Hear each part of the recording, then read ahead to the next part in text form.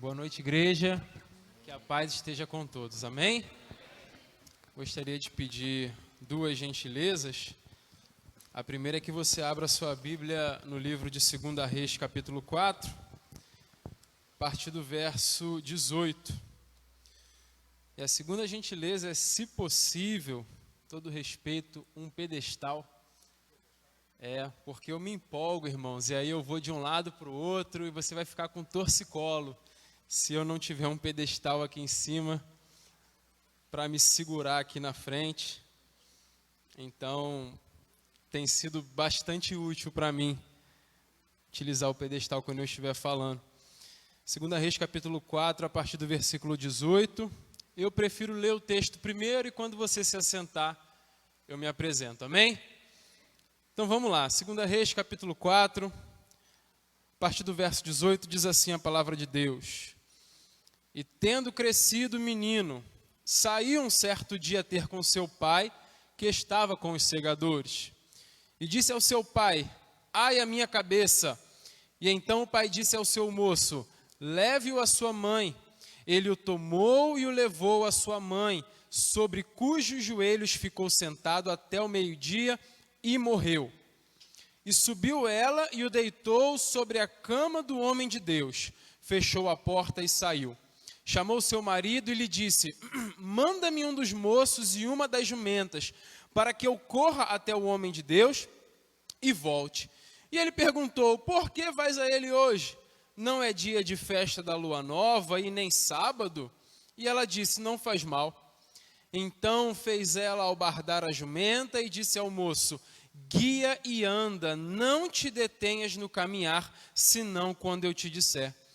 E ela partiu, pois, e foi ter com o homem de Deus ao Monte Carmelo. Vendo-a de longe o homem de Deus, ele disse a Geazi, o seu moço, eis aí a sunamita, corre ao seu encontro e diz-lhe, vai tudo bem contigo? E com o teu marido? E com o teu filho? E ela respondeu, vai tudo bem. E chegando ela, pois, ao homem de Deus, ao monte, abraçou-lhes os pés.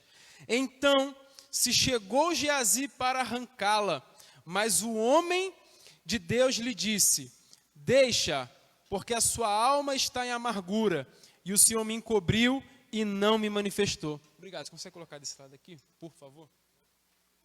E não me manifestou. E disse ela, pedi eu ao meu senhor algum filho? Não disse eu, não me enganes? E disse o profeta a Geazi, cinge os lombos, toma o meu bordão contigo e vai. Se encontrares alguém, não saúde. E se alguém te saudar, obrigado, não respondas. Põe o meu bordão sobre o rosto do menino. Porém disse a mãe do menino, tão certo como vive o Senhor e vive a tua alma, não te deixarei. Então ele se levantou e a seguiu. Geazi passou adiante deles e pôs o bordão sobre o rosto do menino, porém não houve nele nem voz e nem sinal de vida. Então voltou a encontrar-se com Eliseu e lhe deu o aviso dizendo, o menino não despertou. E tendo o profeta chegado à casa, eis que o menino estava morto sobre a cama. Então entrou, fechou a porta sobre eles ambos e orou ao Senhor. Subiu à cama, deitou-se sobre o menino e pondo a sua boca sobre a boca dele, os seus olhos sobre os olhos dele e as suas mãos sobre as mãos dele, ele se estendeu sobre ele e a carne do menino aqueceu. Então ele se levantou e andou no quarto de um lado para o outro e tornou a subir e se estendeu sobre o menino. E este espirrou 7 vezes e abriu os olhos. Então ele chamou a Geazi e disse, chama a sunamita. Ele a chamou e apresentando-se ela ao profeta, este lhe disse, toma o teu filho. Ela entrou, lançou-se aos pés dele e prostrou-se em terra, tomou seu filho e saiu. Amém, igreja? Podeis assentar em nome do Senhor Jesus?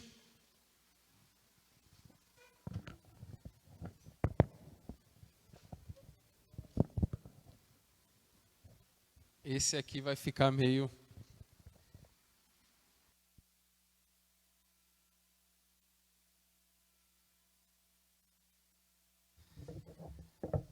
Glórias sejam dadas ao nome do Senhor. Bom, como já foi dito, meu nome é Júlio, eu congrego lá na Assembleia de Deus Filadélfia, pastor Roberto Inácio, pastor Elizabeth, na filial da Barra da Tijuca, pastor Elias Inácio. Já trago um abraço do pessoal lá da igreja, que eu sei que também amam vocês e são conhecidos daqui. Novamente peço perdão, não consegui trazer a minha esposa, ela trabalha em esquema de escala e hoje ela está escalada trabalhando, está lá no Recreio, de onde nós moramos. Tenho 2 criancinhas pequenas também, estão com a minha mãe e é um motivo de muita alegria estar aqui hoje. Fui muito bem recebido, muitos sorrisos, muita simpatia, então obrigado a todos, presbítero Leandro, pelo convite. Para mim é um prazer enorme estar aqui novamente e, felizmente, pela graça de Deus, Deus tem uma palavra para nós aqui hoje. Amém, igreja?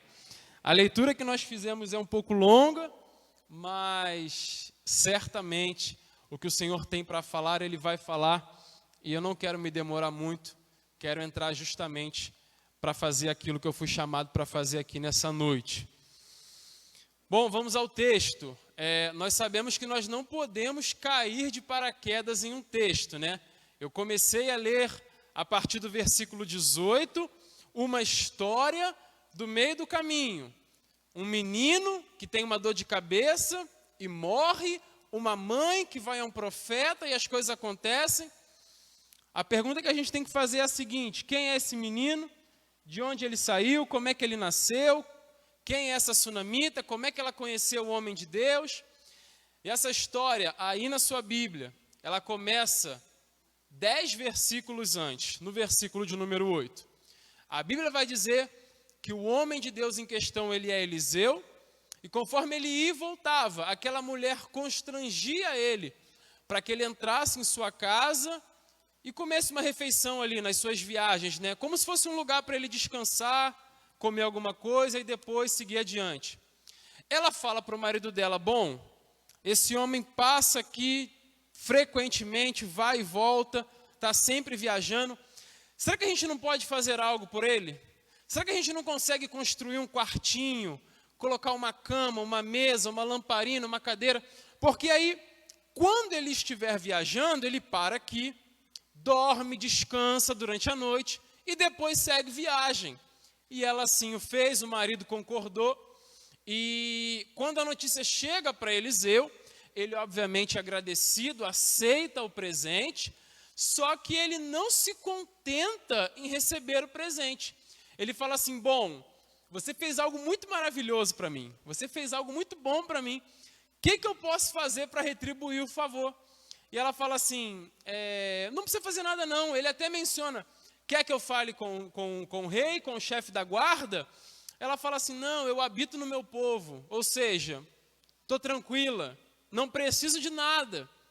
E aí Geazi, que era o ajudante de Eliseu, puxa ele e fala assim: ó, tem um detalhe, ela não tem filhos e o marido dela já é de uma idade um pouco avançada.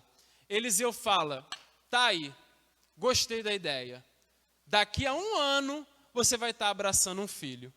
Aí ela fala assim: não brinca comigo, não me promete aquilo que você não pode garantir, não brinca com as minhas emoções. Ele fala: mulher, daqui a 1 ano você vai estar segurando um filho. E a Bíblia diz que, passado o tempo, ela estava segurando um filho, conforme o profeta falou que aconteceria, e aconteceu. Esse filho era fruto de um milagre. Esse filho era produto de uma intervenção direta de Deus. Esse filho era a alegria da casa, era o sorriso daquela mãe, era o gozo daquele pai. Aquele menino era o que dava colorido à vida daquele casal. Só que nós lemos do versículo 18 em diante, amém? A Bíblia vai dizer que aquele menino tem uma dor de cabeça. Segundo os estudos, provavelmente uma insolação. Ele estava no campo com os trabalhadores. Ele fala: ai, minha cabeça. Pouco tempo depois ele é mandado para casa. Nos joelhos da mãe, aquele menino morre. A grande pergunta é: o que fazer quando aquilo que nos dava alegria morre? O que fazer quando o motivo da nossa felicidade vira a fonte de toda a nossa tristeza? O que fazer quando aquilo que deveria arrancar sorrisos da tua boca, arranca lágrimas dos teus olhos? O que fazer no dia mau, no dia da dor, no dia da tristeza, no dia da angústia, no dia da morte? Aquela mulher respondeu a nossa pergunta, porque nós não temos outro lugar para correr, a não ser para os pés do Senhor Jesus. Eu não sei como você entrou aqui hoje. Quem sabe, assim como aquela mulher, você deixou a morte em casa e veio buscar o Senhor. Assim como aquela mulher, você trancou a porta e falou: dor, fica aqui. Tristeza, fica aqui. Porque eu vou à casa de Deus, eu creio que você voltará para lá trazendo vida. Eu creio que você voltará para lá e aquilo que te fazia sofrer vai começar a glorificar o nome do Senhor e te trazer muita alegria. Porque o mesmo Deus de Eliseu é o Deus que nós servimos aqui hoje. O mesmo Deus que fazia no passado é o Deus que faz no presente e continuará fazendo no futuro. Só que do momento da perda ao momento do milagre, muita coisa acontece. E é exatamente sobre isso que eu vim falar aqui hoje.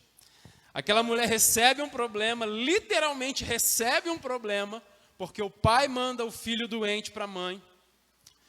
E aquela mulher, com o filho morto no colo, fala: eu não vou retroceder, eu não vou chorar parada, eu não vou me dar por vencida. O que eu vou fazer? Eu vou tomar uma atitude. O que eu vou fazer?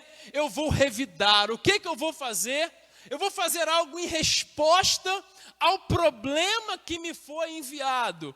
E eu não creio em um povo de Deus regido pela inércia. Pelo contrário, eu creio em uma igreja que reage. Eu creio em uma igreja que responde à altura em todos os desafios em que ela é colocada. E eu creio que não será diferente conosco hoje. A minha proposta aqui é analisar as atitudes daquela mulher, as atitudes daquele profeta e, finalmente, a mecânica daquele milagre. Aquela mulher traça uma estratégia, ela fala: bom, eu irei até o homem de Deus. Ela pega aquele filho morto, coloca naquele quartinho que ela mandou fazer para ele, então, bota lá, tranca a porta e vai. E ela fala assim para o meu marido: olha, preciso de uma jumenta e de alguém para me guiar, porque eu tenho que ir lá no homem de Deus. Ele falou assim: ué, hoje? Hoje não é festa de lua nova? E hoje também não é sábado? Ela fala assim: não tem problema não. Por quê? Porque na cabeça daquele homem haviam dias específicos para buscar a Deus. E haviam lugares específicos para buscar a Deus. E não somente na cabeça daquele homem, mas na mentalidade daqueles dias. Ele fala: ué, hoje não é sábado. Hoje não é a festa tal, nem a festa A, nem a festa B. O que você vai fazer lá hoje? Ela fala: não tem problema, eu vou mesmo assim. E tem muita gente nos dias de hoje que parece que tem a mesma mentalidade daquele homem, daqueles dias. Acham que Deus só age em horários específicos, em dias específicos e em lugares específicos. Mas eu glorifico ao nome do Senhor, porque nós sabemos que o Deus do domingo à noite é o Deus da segunda, é o Deus da terça, Ele é o Deus da quarta, é o Deus da quinta, é o Deus da sexta. O Deus da igreja é o Deus lá do teu trabalho, é o Deus da tua casa, é o Deus que está contigo dentro do ônibus indo para o trabalho, é o Deus que está contigo fazendo qualquer coisa. Ele não é limitado pelo tempo e nem pelo espaço. Aonde você buscar o Senhor, Ele estará ali para você. Aonde? Ele é eterno, ele não tem limite temporal, e ele é onipresente, ele não tem limite geográfico. O Deus do culto de domingo à noite é o mesmo Deus da madrugada, com os joelhos dobrados, buscando ao nome dele. O mesmo Deus que você ora lá no alto do monte, é o Deus que você ora no banheiro do teu trabalho, usando o horário do almoço para poder falar com ele. Aonde você buscar, ele está. Aquela mulher entendeu coisa que muita gente ainda precisa entender. E ela fala, não tem problema, eu vou hoje mesmo. Ela prepara o animal e fala assim para o guia, ó, vai, guia, não te detenha. Se alguém falar contigo, não saúda. Se alguém saudar, não responde. Vai reto, só para quando eu mandar. Está aí na sua Bíblia. Aí a Bíblia fala que de longe o profeta vê ela vindo. E aí ele fala para o servo dele, olha lá, rapaz, que bacana, a sunamita está vindo. Faz o seguinte, vai na frente. E aí na sua Bíblia está escrito assim, ó, pergunta para ela como é que ela está, como é que o marido está e como é que o filho está. Aí eu imagino o Geazi chegando, ô dona Sunamita, tudo bem? Como é que a senhora vai? E o marido, tá bem? E o filhão? Tudo certo? O que aquela mulher respondeu? Vamos falar todos juntos? 1, 2 e 3. Vai tudo.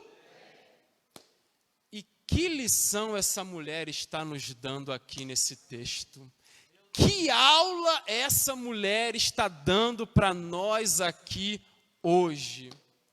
Porque, meus irmãos, tem gente que não tem poder para resolver os nossos problemas, amém ou não amém? Quem não pode resolver o meu problema, não precisa saber do meu problema. Quem não pode resolver a minha dor, não precisa saber da minha dor. Qual é o grande problema? É que para quem não pode resolver, a gente abre o bico. E para quem podia ajudar a gente fala, tá tudo bem. A gente inverte as coisas. Às vezes o pastor, o líder, vê você meio abatido e fala assim, ô meu irmão, estou te sentindo meio para baixo, tá meio quieto, tá meio calado, tá tudo bem? Tu fala assim, pastorzão, tá tudo bem, tá tudo 100%. Aí vai no Facebook, vai no WhatsApp, vai no Instagram, coloca a vida toda na internet, chama vizinho, chama parente, chama todo mundo e fala do que está acontecendo dentro de casa, na família, no trabalho. Aí quando o pastor ficar sabendo, já não dá para fazer muita coisa. Aí quando chega no ouvido de quem poderia te ajudar, já está todo mundo sabendo, a torcida do Flamengo já está sabendo da tua vida, não tem mais o que fazer. A grande questão é que nem todo mundo pode ter acesso à nossa intimidade, amém, igreja? Para quem é casado, nem todo mundo pode ficar sabendo o que acontece entre você e o seu marido, amém? Entre você e a sua esposa, amém? Não pode. Para quem tem planos, quem está fazendo planos, nem todo mundo pode ficar sabendo dos teus planos. Isso eu não sei, realmente assim, eu não sei se é uma lei do universo, alguma coisa assim, ou talvez eu ainda não estudei a Bíblia suficiente, mas tem um negócio, tu vai concordar comigo agora. Meu amigo, tá tudo certo para acontecer, não é assim? Tá tudo certo, tintim por tintim, todos os detalhes. Não tem nada para dar errado, meu amigo, tu abriu o bico, dá errado. Eu não sei o que é isso, tem na Bíblia alguma coisa que explica isso? Eu não sei, sinceramente. Meio que brincando aqui, mas, meu amigo, tu abriu o bico, o telefone toca, o que foi, fulano? Ih, rapaz, ó, não vai dar mais não. Mas o emprego estava certo. Ih, mas não, mas deu não sei o quê. Não, mas era meu. Ih, não. Dá tudo errado. Nós precisamos segurar a nossa língua, igreja. Nós Aleluia. precisamos ser muito seletivos com quem tem acesso à nossa intimidade. Quando Glória a Geazi vai até aquela mulher, ela fala, tá tudo bem. Mas quando ela chega no profeta, o que a Bíblia vai dizer? Que ela se lança aos pés Aleluia. de Eliseu. Existe um louvor antigo que fala assim, ó, conta para Jesus aonde é a sua dor. Ele é o remédio. Confia no Senhor. Ei, aquele que tem poder para resolver os teus problemas está aqui na noite desse dia. Glória a Deus. E você tem acesso a Ele. E aí no teu lugar, com teu coração rasgado, você pode fazer o que essa mulher fez. Se Aleluia. lançar aos pés do Senhor. Aí Geazi vem todo desesperado, tentando arrancar ela. Eliseu fala, não. Ela está amargurada e o Senhor ainda não me revelou o que é. Então, aquela mulher chorando aos pés do profeta, ela faz uma pergunta para o profeta. Que pergunta é essa? Ela fala assim, ó, ei, eu te pedi algum filho? Aí Eliseu mata a charada. O problema é a criança. Essa criança morreu. E aí agora, nós vamos sair da pele da mulher e vamos entrar na pele de Eliseu. Vamos analisar a estratégia que Eliseu traça, os erros e acertos do profeta para poder aplicar na nossa vida. Ele fala, bom, tem um problema. O menino morreu. Vamos lá, temos que fazer alguma coisa. Ok? Ok. Eliseu fala assim, Geazi, seguinte, pega aqui o meu cajado, o meu bordão, vai na frente. Quando você chegar lá na frente, você entra na casa, você vai pegar o meu bordão e vai deitar assim, ó, em cima do menino. Tá bom? Geazi fala, tá bom. Só que aquela mulher já sabia, ó, que o mistério de Deus não era com Geazi, era com Eliseu. A gente está em 2 Reis capítulo 4, né? Se você for para 2 Reis capítulo 5, você vai ver como que o coração de Geazi era podre. Como que o coração dele era ruim. O negócio de Deus não estava com ele, estava com Eliseu. E ela fala assim, ó, vive o Senhor, não te largo. E Eliseu fala, beleza, Geazi, você vai na frente, a gente vai depois.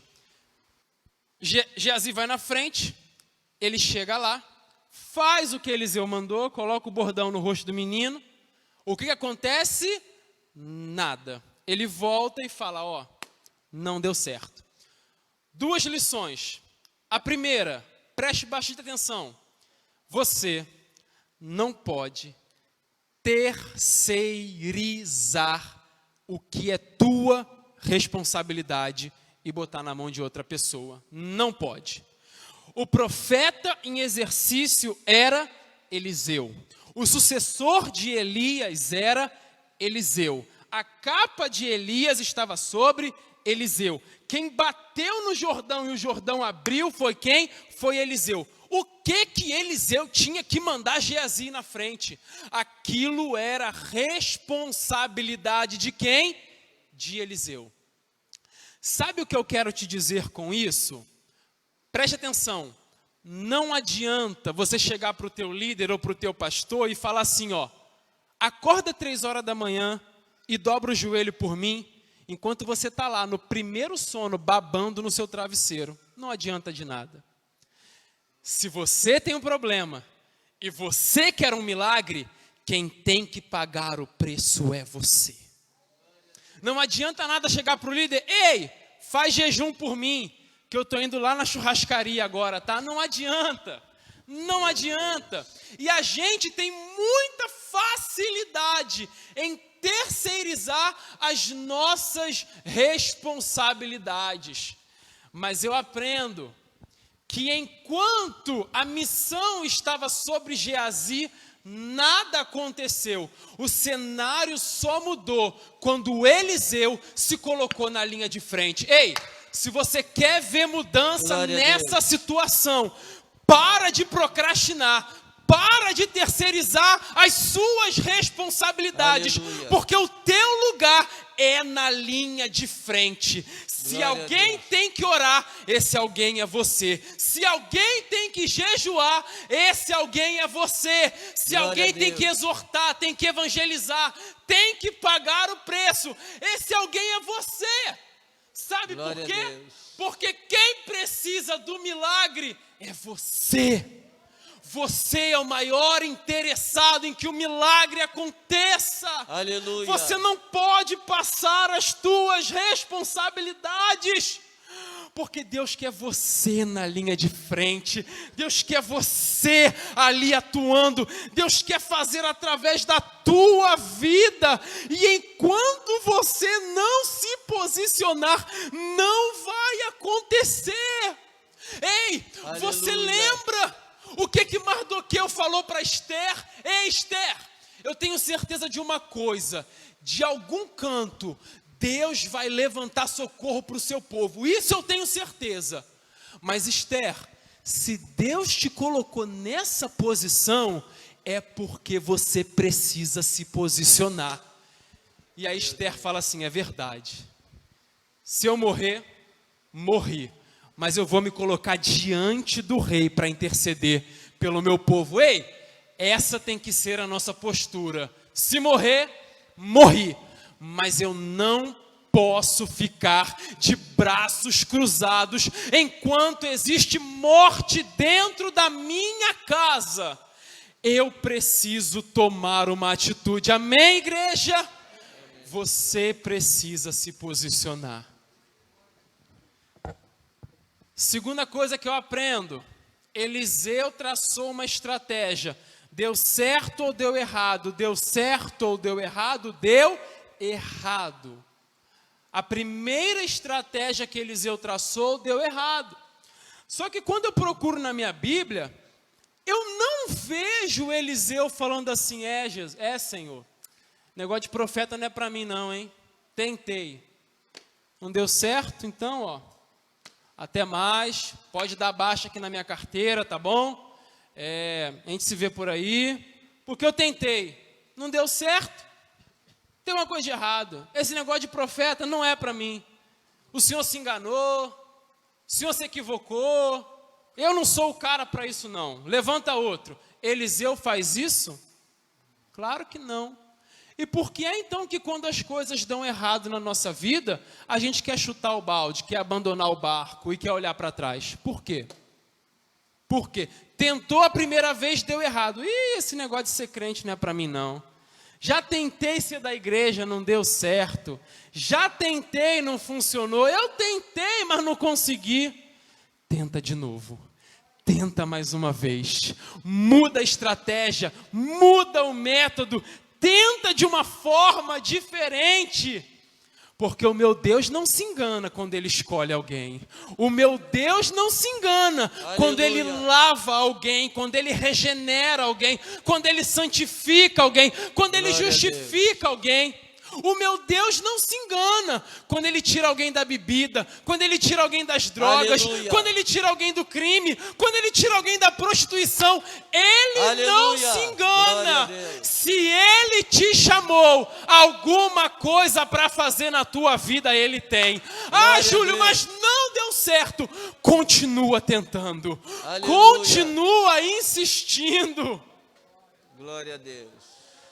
Certa vez Jesus foi curar um cego. Quando ele tomou a sua primeira ação, ele falou assim, o cego falou: eu vejo homens como árvores. Sabe o que Jesus fez? Meu filho, então, tem jeito não, tá? Já fiz o que dava para fazer, se contente. Antes você não via nada. Agora pelo menos você está vendo um borrão aqui, outro ali. Foi isso que Jesus fez? Não. Jesus fez de novo e o milagre aconteceu. Insista, persista, só desista quando o menino ressuscitar. Aleluia. Só desista quando o milagre acontecer. Você só vai parar quando a tua bênção chegar nas tuas mãos. E aí Eliseu fala assim, não deu certo? Bom, vamos mudar o método, né? Porque eu só saio daqui com esse menino de pé. Ele fala assim, Geazi, sai de cena. Sunamita, sai de cena. Eu até tentei, né? Imagina Eliseu falando. Eu até tentei terceirizar. Eu até tentei ficar meio de longe assim, né? Mas eu tô vendo que eu vou ter que pular dentro dessa batalha aí. Eu vou ter que entrar nesse quarto. E olha só. Eu vou ter que ficar cara a cara com a morte. Foi isso que Eliseu fez. Meu Deus. Ele fecha a porta do quarto. Primeira coisa que ele faz, ora. Notinha de rodapé aqui, tá? Tudo que é de Deus dá tempo de você orar, amém? Tudo que é de Deus dá tempo de você orar. Não, porque tem que ser agora que tem que... Tudo que é de Deus dá tempo de você orar. Quando Neemias foi falar com o rei, a Bíblia fala que ele fez uma oração ali, talvez de segundos. Eliseu entra aqui agora para ressuscitar um morto. Ele ora. Jesus passa uma noite orando. No dia seguinte ele escolhe os 12 discípulos. Tudo que é de Deus dá tempo de você orar. Ah, Júlio, mas até namoro? Até namoro. Ah, mas até emprego? Até emprego. Ah, mas até... Tudo que é de Deus dá tempo de você orar. Ele ora, e aí é engraçado, porque essa história que ele inventou de pegar bordão e mandar alguém na frente, botar bordão no rosto, Eliseu inventou isso. E ele não precisava ter inventado isso. Porque se você pegar a sua Bíblia, a gente está em 2 Reis, né? Se você voltar em 1 Reis, Elias já tinha ressuscitado um morto. Inclusive, também era um filho de uma mulher. Inclusive, também estava dentro de um quarto. Eliseu quis inventar. Porque se ele tivesse olhado para trás e feito assim, olha só, o que Elias fez? Elias, meu mestre, né? Eliseu falando. Vamos ver como é que Elias ressuscitou. Ah, ele se deitou sobre o morto. Orou, se deitou sobre o morto. Bom, então, se eu quero o mesmo resultado que ele obteve, eu vou fazer aquilo que ele fez. E aí, deixa eu abrir um parêntese aqui para falar um pouquinho dos nossos dias. Meus irmãos, não me entendam mal. Eu não sou contra a inovação. Pelo contrário, gosto muito de inovação. Inclusive hoje eu dou aulas acerca de interpretação bíblica, pregação, tudo online. Então a inovação para mim é uma coisa muito boa, está no meu dia a dia. Luzes, né, fundo preto e não sei o que, e produção. Eu não sou contra isso não. Mas meus irmãos, existem coisas que simplesmente não vão mudar. Gostemos nós ou não, existem caminhos que Deus estabeleceu que por mais inovadores que nós sejamos, não irão mudar. O que você quer dizer com isso, Júlio? Congresso é bacana, luzes são bacana, produção é bacana, e chamada no Instagram, e fly é bacana, e não sei o quê. Mas assim, oração ainda continua sendo o caminho para você falar com Deus, tá bom? Por mais chato que seja orar, Deus ele não vai mudar os métodos dele para se adequar à minha vontade. Sou eu que tenho que me adequar à vontade que Deus estabeleceu. Fazer um monte de movimento, não sei o que, é muito bacana, é muito legalzinho, tá? Mas para salvar alguém, o nosso vovô, a nossa vovó dobrava o joelho 3 horas da manhã e falava assim, ó Senhor, salva ele, Jesus, salva ela, eu não sei para onde ele está indo, guarda ele, guarda ela. Lembra daquela época que não tinha telefone? E aí você saía de casa E teus pais não tinham nem ideia onde você estava, com quem você estava. Não tinha esse negócio de WhatsApp, ó, tô aqui, tô com fulano, tô com ciclano. Tudo que a tua mãe podia fazer era dobrar o joelho e falar: Senhor, eu não sei onde é que está, eu não sei com quem está, eu não sei nem que horas vai voltar, mas Jesus guarda ela. E não te guardou? E não te protegeu?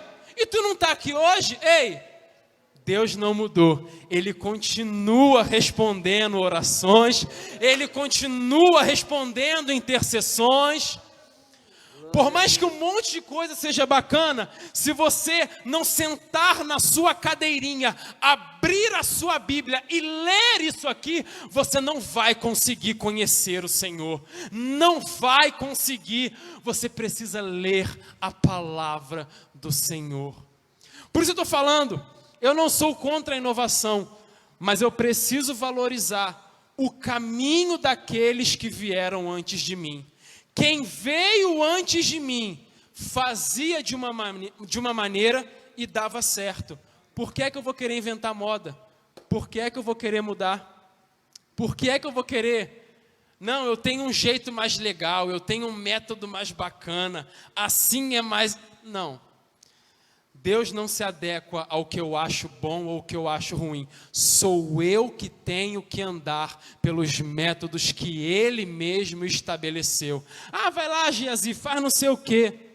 Não, Eliseu, para ressuscitar morto é cara a cara com a morte. Para ressuscitar morto é na linha de frente. Para ressuscitar morto é com oração, Eliseu, que você vai trazer os mortos de volta à vida. E é assim que funciona. E aí Eliseu, o que Eliseu faz? Simplesmente aquilo que Elias tinha feito antes. E ele alcança o resultado que Elias alcançou. Mas antes de falar do resultado, e eu espero que eu esteja ainda com alguns minutos, porque hoje eu não trouxe meu relógio. Então, se eu tiver muito adiantado, alguém me dá um sinalzinho assim discreto, tá? Eu sem relógio, irmão, sou um desastre. Mas, certa vez, aqui eu estou abrindo outro parêntese, Charles Spurgeon, ensinando aos seus alunos acerca de pregação, ele contou uma história que ilustra muito bem aquilo que eu quero falar agora. Ele falou que certa vez um pregador jovem, proeminente, cheio de potencial, ia pregar em certo lugar. Aquele camarada foi na igreja, começou a pregar, e no fundo da igreja sentou um senhor e começou a analisar, a pregação daquele moço. E aí ele pregou e fez e aconteceu, foi uma maravilha, todo mundo gostou, tapinhas nas costas, glória a Deus, que não sei o quê. E ele foi para a porta, o pregador, para cumprimentar as pessoas na saída. E aí ele perguntou para aquele senhor: e aí, o que o senhor achou, o que o senhor gostou? Ele falou assim: para mim a tua pregação não serviu de nada. Ele falou assim: ué, mas por quê? Foi bacana, foi legal, o pessoal gostou. Ele falou assim: mas você não falou de Jesus, você não falou da obra de Jesus. Aí o pregador falou assim: mas o texto que eu li não falava de Jesus. Aí aquele senhor falou assim para ele: deixa eu te ensinar um negócio. Todas as aldeias da Inglaterra, todas, existe pelo menos uma estrada que leva até Londres.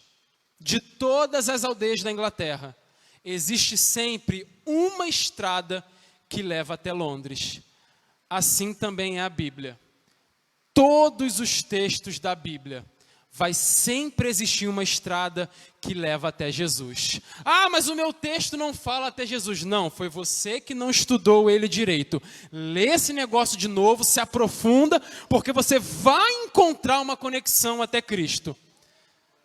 Por mais que eu toque em todos os assuntos, se eu não falar da obra redentora de Jesus, que valor essa mensagem vai ter? Você pode até falar: ué, Júlio, mas tem sempre que falar de Jesus. Eu te pergunto, existe algum assunto mais importante do que Jesus? Não tem, né? E quando eu olho, não especificamente para esse texto, mas para Eliseu, eu consigo ver Jesus. Como assim, Júlio? Olha, irmão, se tem uma coisa que eu gosto na Bíblia, são padrões. Eu gosto de caçar padrões na Bíblia, encontrar padrões na Bíblia. E ao longo da narrativa bíblica, especialmente do Antigo Testamento, Deus ele deixa uma coisa bem clara. Sempre que eu levanto alguém para fazer uma coisa, presta atenção, sempre que eu levanto alguém para fazer uma coisa, e esse alguém não consegue, eu levanto um segundo personagem que vai cumprir aquilo que o primeiro não conseguiu. Vou te dar uns exemplos. Pega Moisés. Deus levanta Moisés como grande libertador do povo de Deus. Amém ou não amém? Amém. Moisés, ele guia o povo. Mas no meio da caminhada, Moisés dá mole. Deus manda ele fazer uma coisa, ele faz outra. Deus fala, você não vai conduzir o povo até a terra. E aí quem Deus levanta? Josué. Moisés começa, Josué termina. Se você vai mais um pouquinho para frente, lá no livro de Juízes, na história de Sansão, Deus levanta Sansão, né, aquele nascimento miraculoso. E ele fala assim, olha só, para o pai de Sansão, olha só, esse menino, ele vai começar a livrar Israel da mão dos filisteus. E é isso que acontece. Sansão começa e Davi termina. E aí se você pega a história de Elias e Eliseu, Elias ele se coloca no cenário para combater o culto a Baal. Só que Elias consegue exterminar o culto a Baal? Não. Quem é que termina? O rei Jeú, que foi ungido por Eliseu. Inclusive, quando Elias pede demissão, Deus dá 3 ordens para Elias, né? Você vai ungir Azael, rei da Síria, Jeú, rei de Israel, e Eliseu, profeta, em seu lugar. Elias não unge o rei da Síria, nem o rei de Israel, ele só unge Eliseu. Quem unge os outros 2 reis é Eliseu. Então Elias começa e Eliseu termina. Aí eu olho lá para Gênesis capítulo 1, quando Deus levanta um homem, quando Deus faz um homem, e a missão daquele homem era andar na presença de Deus, era ter relacionamento com Deus, era estar naquele jardim, tendo uma conexão plena com Deus, usufruindo da companhia de Deus, estando com Deus todos os dias. E aquele homem consegue? Não, ele não consegue.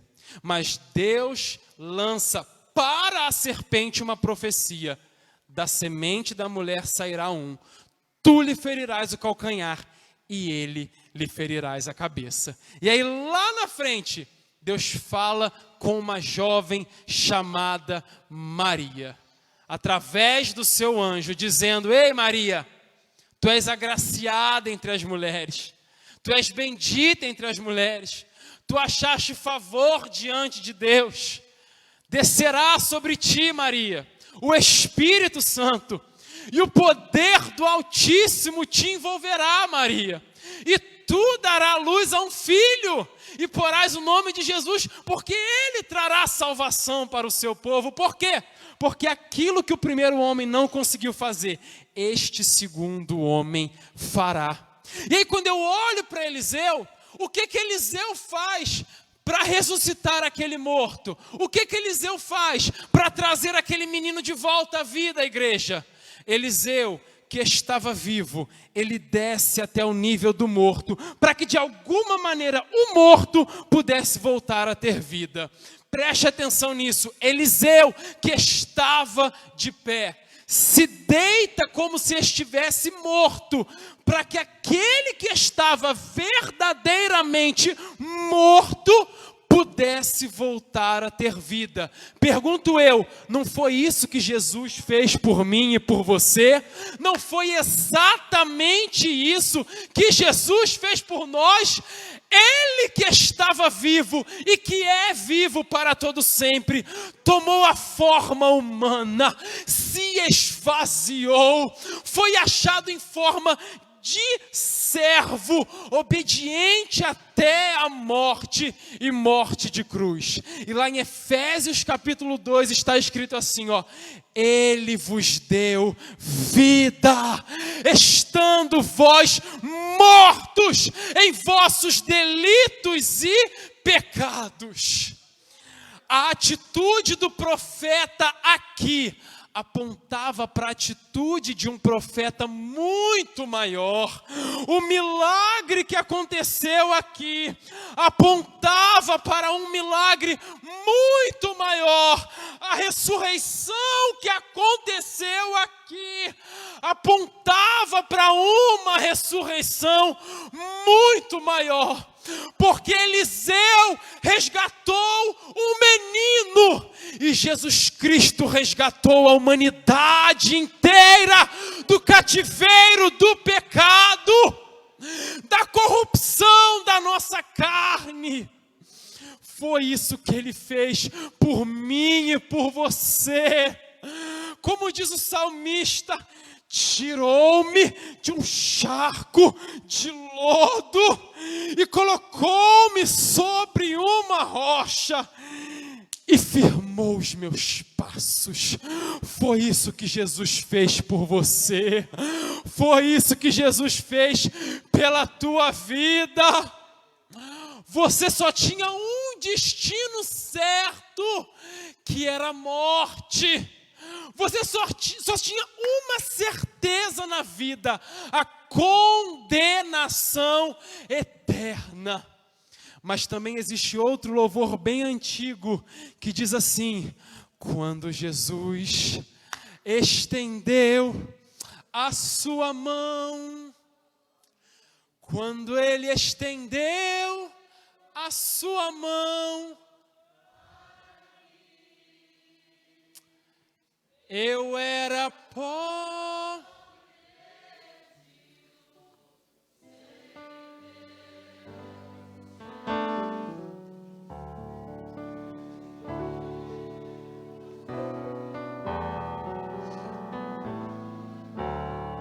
Você pode aplaudir ao Senhor no seu lugar. Ele é digno de toda a honra, de toda a glória, de todo louvor e de toda adoração. Por quê? Porque em algum momento da eternidade Ele olhou para você e você não tinha nada de valor, você não tinha nada de precioso, mas Ele falou: vou salvar, vou resgatar, vou limpar, vou santificar, vou tirar os carrapichos, vou lavar de toda a sujeira e vou colocá-lo no meu aprisco. Ele será minha ovelha, ela será a ovelha do meu pasto, e vou colocá-la ao meu lado na eternidade. Foi isso que Jesus fez por mim e por você. Termino, igreja, certo que já estourei o tempo. Termino analisando essa segunda tentativa de Eliseu. Eliseu se coloca sobre aquele menino, faz o que Elias fez no passado. A Bíblia diz que ele se estende, ele toma a forma do menino, simbolizando aquilo que Jesus faria no futuro. O menino ressuscita? Não, mas a carne do menino aquece. Isso é um detalhe que nem precisava estar aqui, mas se está, tem algum uso para mim e para você. Porque o que acontece? Calor e vida são distintos, mas não são distantes. Calor e vida são distintos, ou seja, calor é calor, vida é vida. Mas não são distantes, por quê? Porque quem é vivo, automaticamente transmite calor. Se eu pegar no teu braço aí agora, a não ser uns irmãos, né, cara, que às vezes tu vai apertar a mão do cara tá gelada. Fala, que isso, cara? Tem uma galera que tem uma mão gelada, uma coisa assim. Mas normalmente, se aperta a mão de alguém, tá quente, a mão tá quente, a pele tá quente, a vida, ela emana calor. E aí você fala assim, bom, se tem calor, automaticamente tem vida, sim ou não? Não, porque a gente está vendo aqui um menino morto com a carne quente. A gente entende, né? Se tem calor, está vivo. Nem sempre. E tem muita gente que usa o calor para esconder a falta de vida. Tem muita gente que usa o calor para disfarçar a morte. Por quê? Porque calor parece vida, mas calor não é vida. É como se você olhasse para mim, Júlio, Júlio é presbítero Júlio, esse aí está vivo. Quem sabe se eu estou vivo? Às vezes eu olho para você, fulano é líder, fulano é pastor, fulano é isso, fulano é aquilo. Não precisa nem se preocupar com a vida espiritual dele, esse aí está vivo. Quem disse? Mas eu canto na igreja. E daí? Mas eu toco, eu faço parte da banda. Tudo isso é calor. Isso não quer dizer necessariamente vida, porque é possível cantar, tocar, pregar, pastorear, liderar, fazer e acontecer, estando morto espiritualmente. Por mais triste que pareça, é possível. E às vezes, você está rodeado de pessoas e ninguém percebe que você está morto. Por quê? Porque você está mostrando calor. E aí você está cercado de gente e ninguém consegue perceber que você está precisando de ajuda. Porque olha para o paletó, porque olha para a gravata, porque olha no instrumento, porque olha para a tua posição, porque olha para o teu carro, olha para a tua família de comercial de margarina, olha para o teu corte de cabelo impecável, e aí fala, não, está vivo. E aí, essa é a grande tristeza dos nossos dias. Ninguém sabe como você está. O pastor não sabe, o líder não sabe, a mãe não sabe, o pai não sabe, mas só Deus sabe como é que você está aí dentro. Só Jesus sabe que toda vez que você sobe aqui para fazer alguma coisa, é um conflito terrível dentro de você, porque você sabe que era para você estar mais vivo do que você está. Você sabe que calor não é vida, mas ninguém percebe, porque vem o calor e acham que você está vivo. E aí tu está morto por dentro, mas está transmitindo calor do lado de fora. Ei, queira Deus que o Espírito Santo te visite aí aonde você está. Eu não sei como você está. Eu não sei o que está por detrás do paletó. Eu não sei o que está por detrás da máscara. Porque agora até o sorriso tem como a gente esconder, né? Se for aquele sorriso amarelo que denuncia, agora com a máscara nem isso a gente consegue ver. Eu não sei o que está por trás dessa saia longa aí de irmã de oração, desse cabelo em coque. Eu não sei o que está por trás da tua aparência. Mas Deus sonda e conhece o teu coração. E se dentro de você existe morte nesta noite, eu creio em um Deus que traz vida em abundância para a sua igreja. Eu não vim aqui pregar calor, eu vim aqui pregar vida. Eu não quero que você saia daqui animado. Eu quero que você saia daqui avivado por Deus. Eu não quero que você saia daqui falando, que culto maravilhoso. Eu quero que você saia falando, eu preciso me santificar mais. Eu preciso buscar mais. Eu preciso ser mais crente.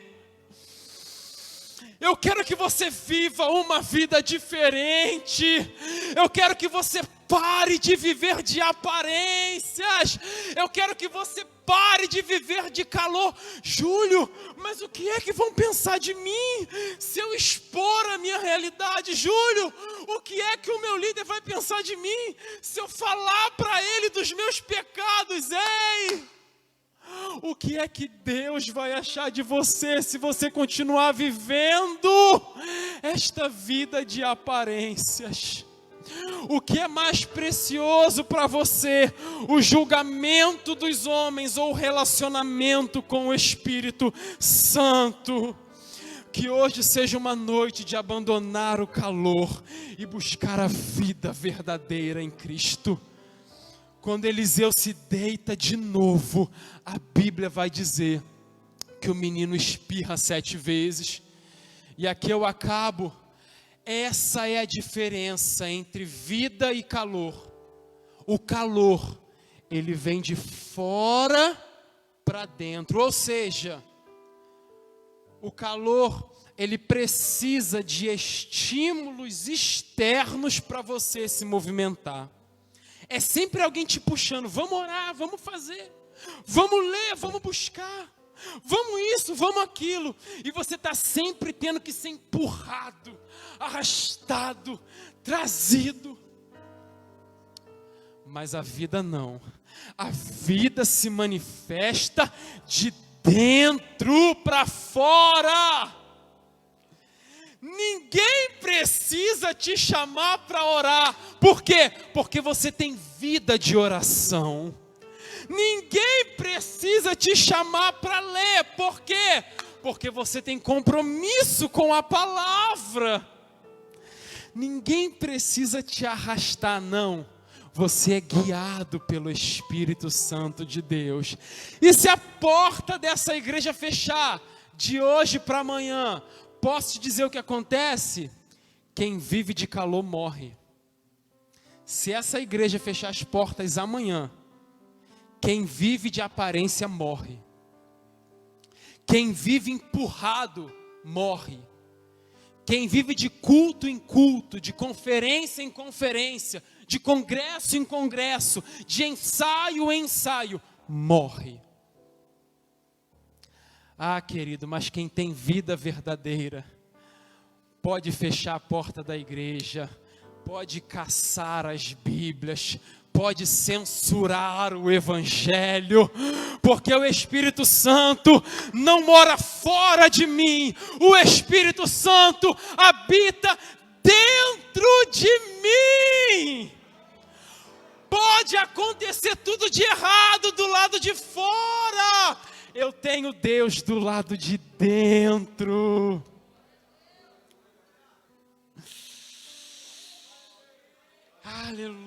Aleluias. Podem derrubar esse templo abaixo. Podem abolir a igreja brasileira enquanto organização. Não importa, lá dentro da minha casa, eu vou trancar a porta do meu quarto, eu vou ajoelhar na minha cama, e eu vou sentir a presença de Deus, porque eu tenho Ele do lado de dentro, eu não tenho Ele do lado de fora. Aquele menino ressuscita. Eliseu fala, chama a sunamita. Ele fala assim, toma aqui o teu filho.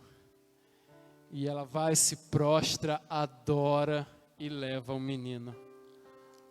Eu não sei o que você deixou na sua casa, mas eu quero crer que você vai levar a vida junto com você. E quando a vida chega, a morte bate em retirada. Quando a luz chega, as trevas são dissipadas. Quando Jesus chega, as pessoas podem até falar, ih, chegou tarde. Lázaro já morreu faz 4 dias. Ele fala, eu sou a ressurreição e a vida. Quem crê em mim, ainda que morto. Ei! crês tu que verás a glória de Deus, mulher? Creio. E aí ele vai bradar lá dentro da tua casa: Lázaro, sai para fora. E o milagre vai acontecer dentro do seu lar. Se coloque de pé rapidamente em nome do Senhor Jesus.